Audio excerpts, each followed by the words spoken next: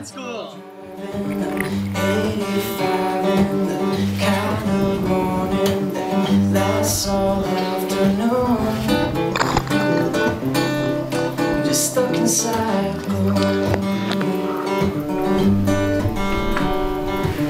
4 more exits to my apartment, but I am tempted to keep the car and drive.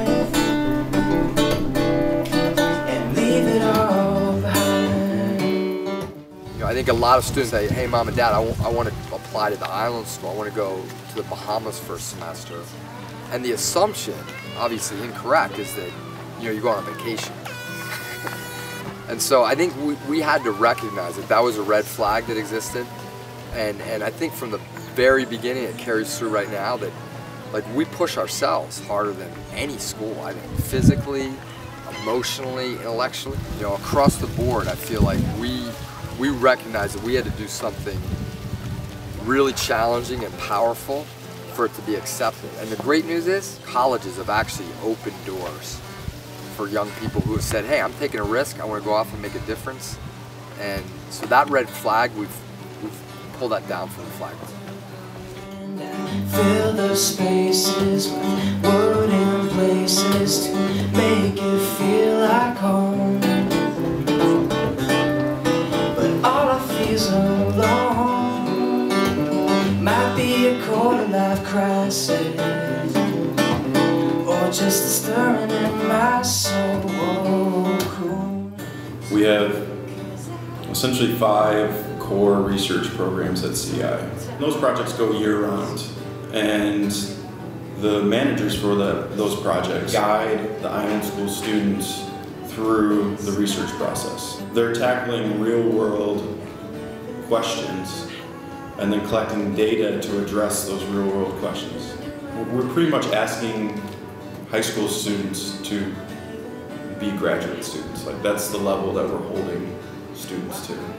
And they present the research symposium where government officials and scientists come down to see the work that they've done for the semester and also take that information back with them and figure out what the next steps are. It's hiding the quiet superstitions in my head. Don't believe me. Well, the course that we have at the Island School is Land and Environmental Art.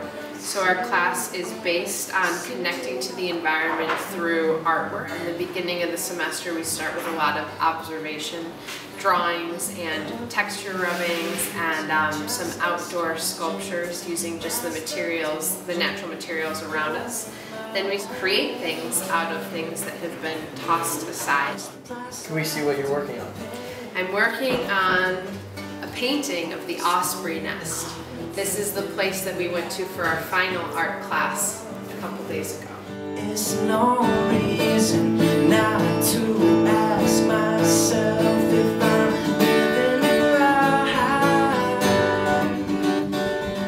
It's exciting to read and teach Omeros in a place like this because it's sometimes hard for people to understand how literature is place-based education. You're reading about fishermen and almond trees and the ocean, and you're seeing those things around you every day, which I think helps students appreciate and understand the book better and the place around them. They really want you to be generous and empower others with your words, because though your ideas are important, they're not any more important than anyone else's. One of the ideas that I started with was that if you can get young people out in the world and kind of break down some of the fragmentation that exists in their life, like being on a cell phone, having all these different classes, sports, all the things that happen in high school. You can just get out in the world and explore and get to know each other and work together and try to solve problems. You can just do amazing things. I don't want to crawl into the sea. But all I want is something I can keep. I don't ever want to go to sleep.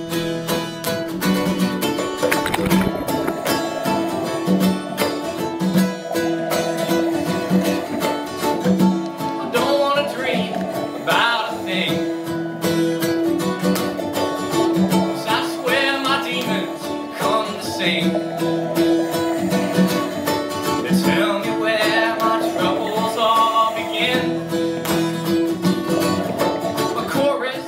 the really exciting things for me here at the Island School is the ability to incorporate outdoors and nature into our classroom. So as a math department, something we've tried doing is use as much of the environment as we can in the course. So all of our numbers, data, everything we're looking at is coming from research, from the environment, from places around us. Also, a couple times during the semester we try and get out and do things just locally. So we go out to the sandbar, we go out to some keys off the point of the island, and use math to really get excited about what's going on in nature. Sadness comes, I'll stare at him and try the ways I have to make him pass me by. Well, we collect all of our potable water from rainwater, which is collected off of the rooftops. That flows into gutters, and then that gets channeled down into subterranean cisterns. Underneath each building is a cistern which holds the water that was left over from the students in the fall semester. We use an average of about 10 to 12 gallons of water per person per day. The average water usage in America is about 75 to 150 gallons of water per person per day. That obviously is a great range, but even at the low end it's significantly higher than what we use. The energy that we use at the Island School is produced through solar panels and a wind generator. Currently today, in 2011, we're producing about 60% of the power that we consume. So we're always looking for ways to reduce that amount of power that we use. If you don't use the power, we don't have to produce the power.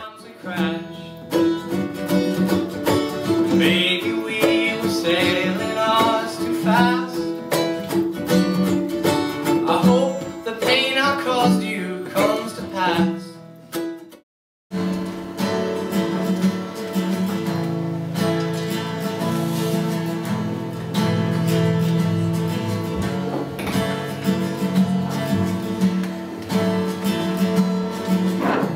The dawn is breaking,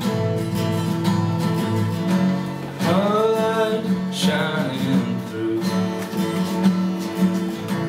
You're barely waking, tangled up in